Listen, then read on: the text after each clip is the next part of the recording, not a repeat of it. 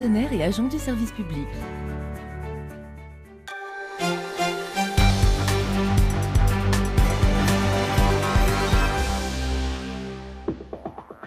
Bonsoir à tous, soyez les bienvenus dans le Journal des Alpes. Au sommaire ce soir, 35 communes devraient bénéficier d'un plan de subvention de la région pour s'équiper en canons à neige. Parmi elles, l'Alpe du Grand Serre en Isère qui s'en félicite mais n'a pas attendu ce cadeau de Noël pour fabriquer de la neige de culture. La venue d'Arnaud Montebourg à Grenoble aujourd'hui, une visite sous le double signe de la transition énergétique et du patriotisme économique.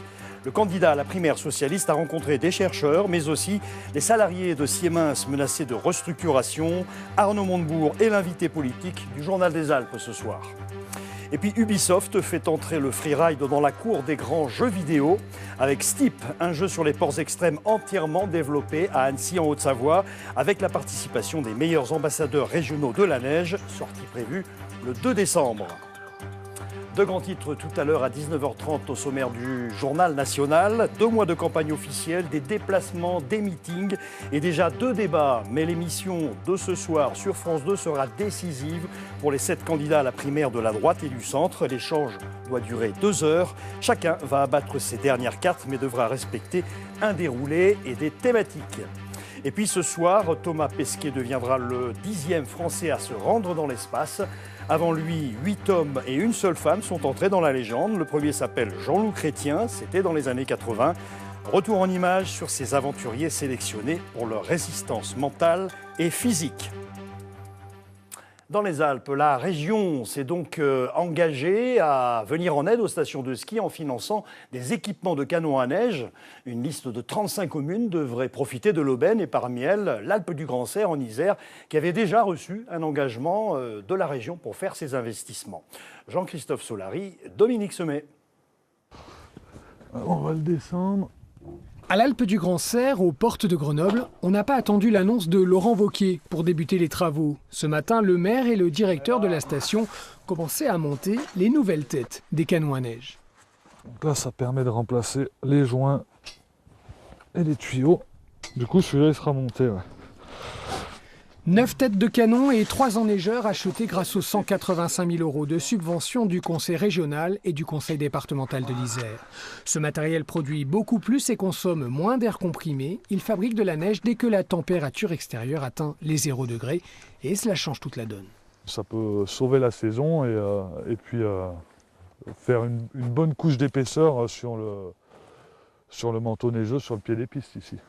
Ce matériel avait cruellement manqué à l'Alpe du Grand Serre la saison dernière. Située à 1400 mètres d'altitude, elle avait grandement souffert du manque de neige. Le principal secteur de son domaine, la Cochette, n'avait ouvert que 15 jours à la fin de l'hiver. Une catastrophe pour l'emploi local. L'impact, il se ressent directement sur les commerçants, en pied de piste, sur les centres de vacances, les centres aérés, sur les cols de ski et puis sur les remontées mécaniques. 200 emplois directs et indirects qui pourront désormais être garantis par l'enneigement du bas du domaine. Les travaux de raccordement du réseau d'eau sont en voie d'achèvement. La station espère ouvrir ses pistes le 17 décembre prochain, voire plus tôt, le week-end, si l'enneigement le permet. Et à l'occasion de la séance plénière du Conseil régional, Laurent Wauquiez multiplie les annonces après son plan pour le Beaujolais. Voici celui pour la sécurité ferroviaire qui devrait, elle aussi, profiter d'une partie de l'enveloppe des 100 millions d'euros promises par le président de la région Auvergne-Rhône-Alpes. Sylvie Cozzolino, Cathy Collin. Ces agents sont chargés de la sûreté ferroviaire. Ils sont formés et payés par la SNCF. Dans le plan de sécurisation des gares et TER présenté par le président de région, les choses vont changer.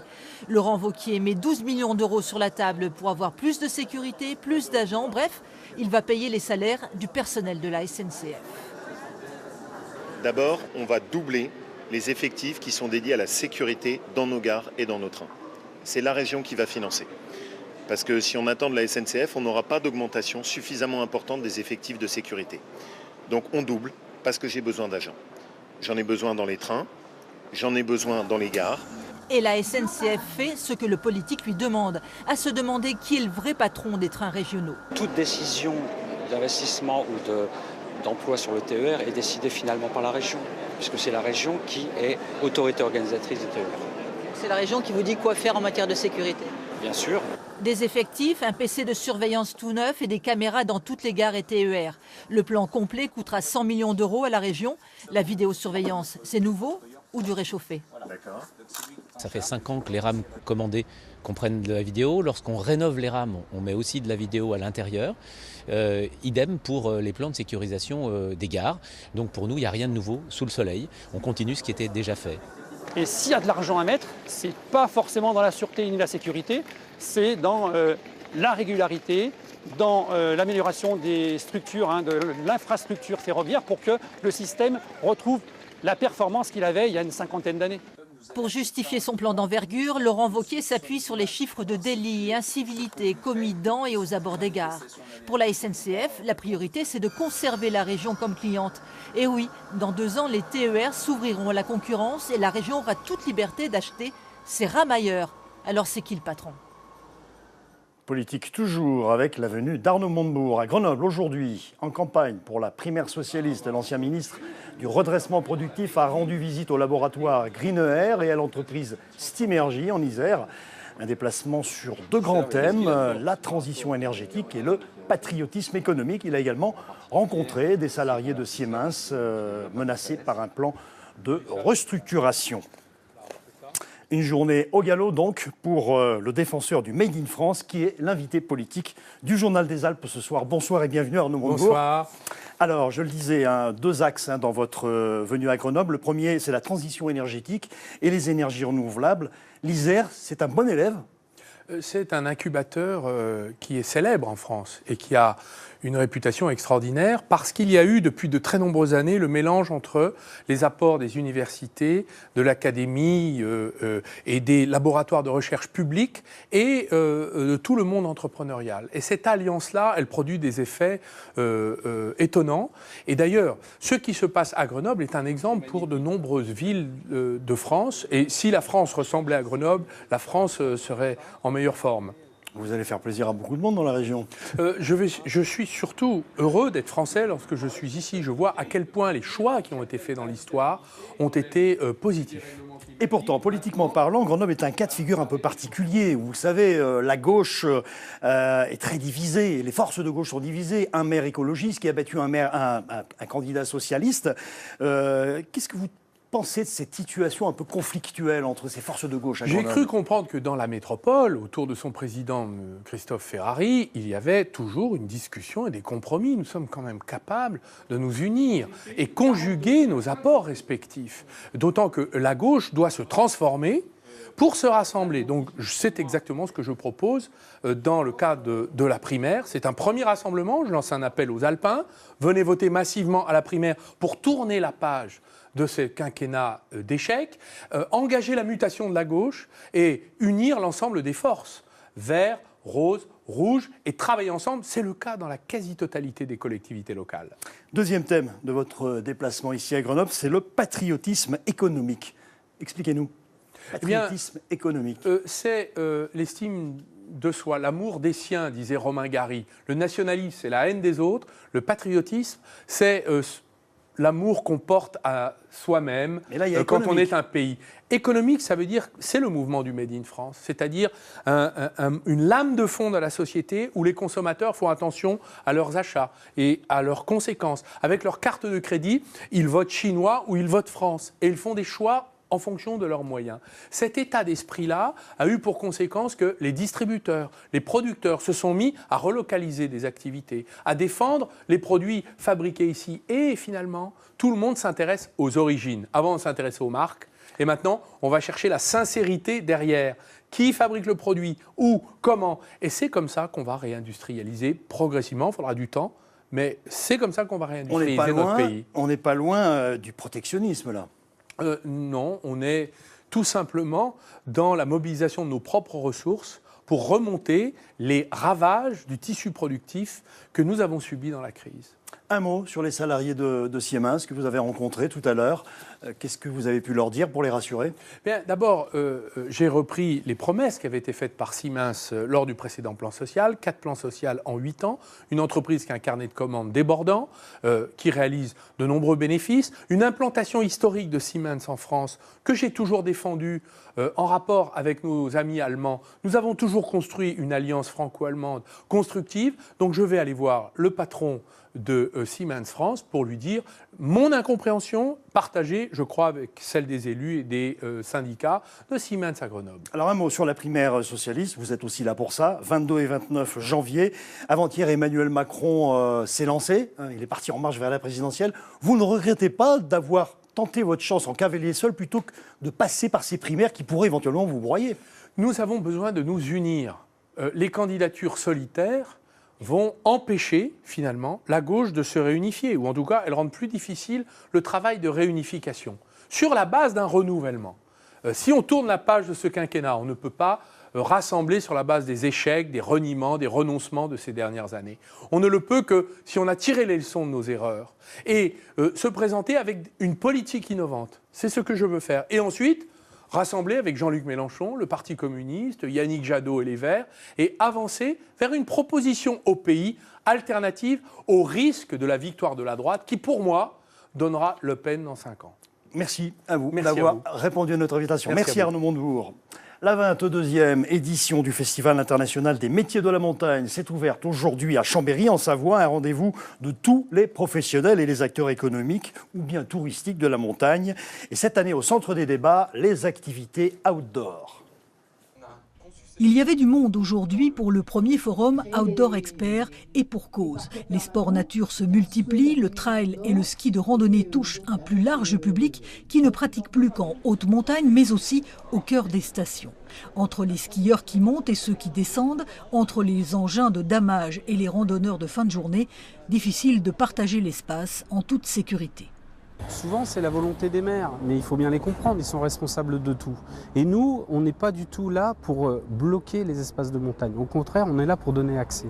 Et on est ouvert à tout. Il y a des solutions, il y en a plein. Simplement, il faut qu'elles soient concertées, il faut qu'elles soient discutées, et surtout avec donc, les exploitants, mais aussi avec les pratiquants, parce que c'est eux qui vont nous donner aussi des solutions. Permettre à tous les acteurs de la montagne d'échanger pour mieux cohabiter, c'est bien l'enjeu de ce festival. Et adopter la bonne attitude s'apprend dès le plus jeune âge. C'est très important de faire découvrir le ski au niveau des enfants, surtout des enfants de proximité, donc là en l'occurrence sur les écoles de Chambéry. Donc la neige est arrivée, c'est de bon augure, donc voilà, c'est les premiers contacts. Même si c'est dur sur du plastique, on a des petites notions de glisse, ce qui encourage à partir sur la neige.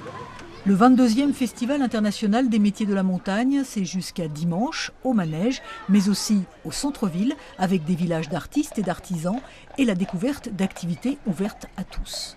Et le rendez-vous pour l'an prochain est déjà pris, ça se passera dans les Carpates, en Ukraine. En Haute-Savoie, Ubisoft prend le freeride par les cornes. Le concepteur annécien de jeux vidéo s'est lancé dans une simulation ambitieuse de sports extrêmes. Il a fait appel au savoir-faire des meilleurs riders de la région et notamment Kevin Rolland, le petit prince du halfpipe, sorti le 2 décembre. Un reportage Marie Michelier et Jérôme Ducrot.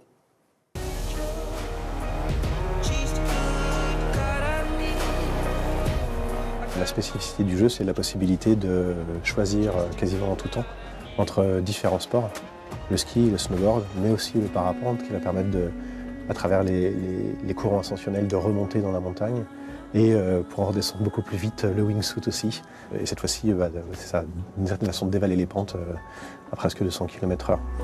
C'est sans aucun doute le jeu de glisse le plus attendu de cette fin d'année. Si son nom tient en 5 petites lettres, Steep renferme un immense terrain de jeu au cœur des Alpes. Ces dernières années, on a vu l'émergence sur certains réseaux sociaux d'un ensemble de vidéos prises en première personne qui sont partagées un peu partout dans le monde. On voit des athlètes qui font des trucs incroyables. Et en fait, cette tendance, du coup, avait plus d'écho sur le segment du jeu vidéo et on pensait que c'était le moment de revenir. Un bol d'air, 4 disciplines en monde ouvert dans des paysages bluffants de réalisme. L'idée de Steep a germé ici il y a un peu plus de 2 ans dans le studio annécien de Ubisoft. On voulait absolument garder le joueur toujours très près de cette montagne. Et donc avec l'équipe qui est passionnée, on passe énormément de temps dans ces montagnes, les week-ends, en hiver, en été. Donc on a pris énormément de références, que ce soit visuel, que ce soit aussi sonore, audio. On a fait des prises de son directement ici. On a aussi avec des riders fait de la motion capture. Des captures de mouvements, de quoi reproduire ensuite à l'identique, manette entre les mains, les différentes figures réalisées en studio par des pros, parmi lesquels par exemple le Savoyard Kevin Rolland.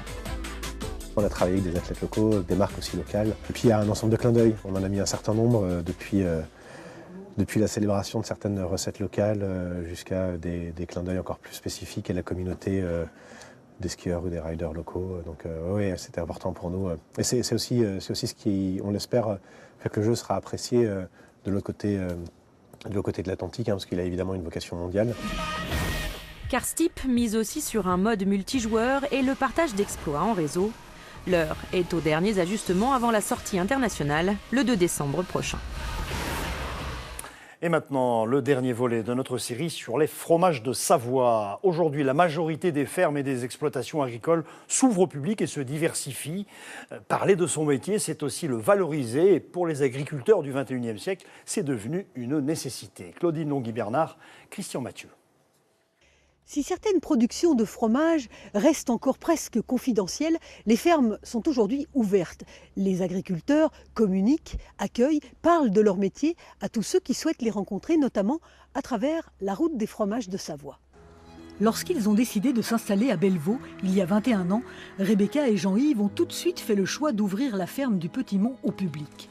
Avec leurs 70 chèvres de la race alpine et un bouc de Savoie, ils accueillent des écoles mais aussi des familles qui viennent découvrir la vie de la ferme et la fabrication du chevretin.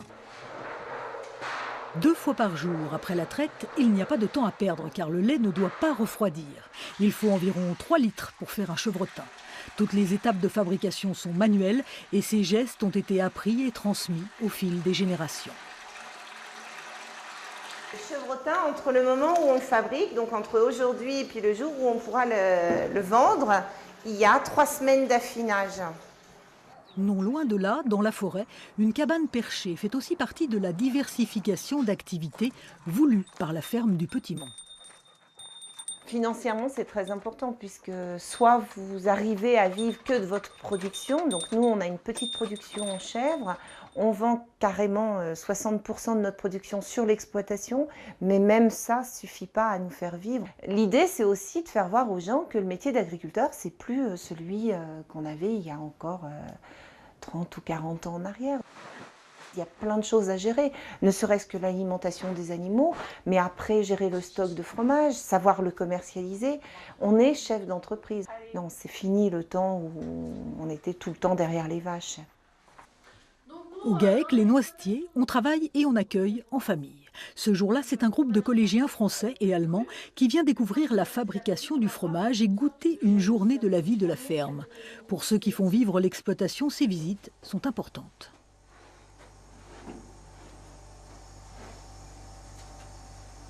Pour nous, c'est peut-être un besoin de reconnaissance de notre travail. La différence avec autrefois, c'était des petites structures et puis c'était plutôt du troc de campagne. Voilà, les gens n'avaient pas besoin de vivre de leur métier comme nous aujourd'hui on a besoin. Et puis ouais, la reconnaissance du public, je pense que c'est important d'avoir un retour en fait, l'échange, le besoin d'échange avec les gens. On est vraiment sur des axes très touristiques aussi, donc il faut qu'on communique autour de notre produit, c'est important. Au col de l'Échaud, au cœur du massif des Bauges, le GAEC Les Noisetiers se trouve en effet sur la route des fromages de Savoie. Outre la visite de la ferme, le GAEC propose aussi de découvrir l'alpage en été. Sur l'exploitation, les vaches de la race Abondance, bien sûr, AOP oblige, produisent 500 000 litres de lait par an. La moitié part en coopérative pour être transformée en reblochon laitier. L'autre moitié du lait est travaillée sur place pour la fabrication de l'Abondance, reconnaissable à sa croûte ambrée et son talon concave. On a fait le choix de l'Abondance parce que c'est un fromage qui nous plaisait. Et on s'était dit, sur le Semnoz, comme on est alpagiste sur le Semnoz, autant amener un fromage supplémentaire qui n'était pas présent à l'époque que de concurrencer nos voisins. On est vraiment sur un fromage qui est doux, fruité, ce qui fait que pour les enfants, on a une clientèle qui est intéressée par ce type de produit. Tout vendu en direct, donc pour nous, je pense qu'on peut dire que ça marche bien, quoi. Et quoi de mieux pour apprécier le travail de ces agriculteurs que de déguster le produit de la ferme à la fin de la visite. De la frontière suisse jusqu'à la frontière italienne, en passant par le Chablais, l'Avant-Pays savoyard, le Mont-Blanc, les Aravis, la Tarentaise, le Beaufortin-les-Bauges et la Maurienne, la route des fromages de Savoie, c'est 66 sites à visiter, un formidable plateau au pays du goût et de l'authenticité préservée. On change d'univers. Vous avez forcément entendu parler un jour ou l'autre de vaudou, cette culture envoûtante emmenée par les esclaves africains aux Antilles. Eh bien, ce vaudou est au cœur du spectacle du groupe haïtien Simbi Roots, invité cette année du Festival international de théâtre-action. Jean-Christophe Pain, Vincent Abran. Haïti, perle des Antilles, zombifié, esclavagé, démembré, dépouillé par les grandes puissances, la France. Haïti, ravagé par les séismes, les ouragans. Sauvé par le vaudou.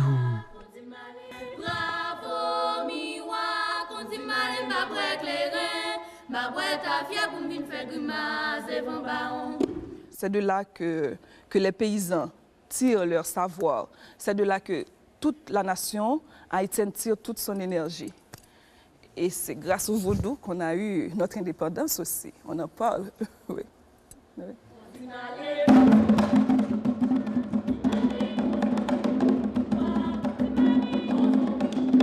On est à la fois nous-mêmes, les artistes, et un peu maquillés par les esprits. Voilà.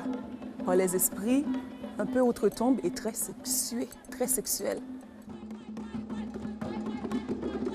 Dieu-Vela est animiste, féministe. Par la musique, elle permet à ces femmes de s'affranchir des hommes. Donc, après plusieurs années et des années de persécution, on a dû lutter beaucoup pour faire accepter cette forme nouvelle avec des femmes. C'est une petite révolution. Alors, par la suite, ça a tellement marché, les gens ont tellement aimé qu'on a fait des émules. Le vaudou, c'est de la sorcellerie, mais beaucoup plus aussi. Une médecine, un art, l'espoir. Le vaudou est une religion, une culture très tolérante envers tout le monde. Envers les homosexuels, envers les femmes, les enfants, les étrangers. Tout le monde est bienvenu. Si nous pouvons rencontrer Dieu-Vela, c'est grâce au FITA, le Festival international de théâtre-action, qui l'a fait venir d'Haïti pour 7 concerts. Ce soir à Crolles, demain à Grenoble, pour commencer. Et pour terminer, ces images qui viennent tout juste de nous parvenir, celles de 57 nouveaux migrants qui viennent d'arriver au centre d'accueil d'orientation de Saint-Hilaire-du-Rosier en Isère. Ils sont originaires d'Afrique, ils viennent des Yvelines et ils devraient rester un peu plus longtemps que les précédents migrants, le temps d'un accompagnement administratif, de la constitution de dossiers, de demandes d'asile également, à savoir quelques semaines. Voilà, des images signées Vincent Abran. Voilà pour l'information régionale. Dans quelques instants, Carole Gessler, l'édition nationale, 23h30, le Grand Soir 3 et son supplément régional. Demain midi, Cédric Picot. Demain soir, ce sera Marie Michelier. Bonne soirée à tous et à très bientôt sur France 3.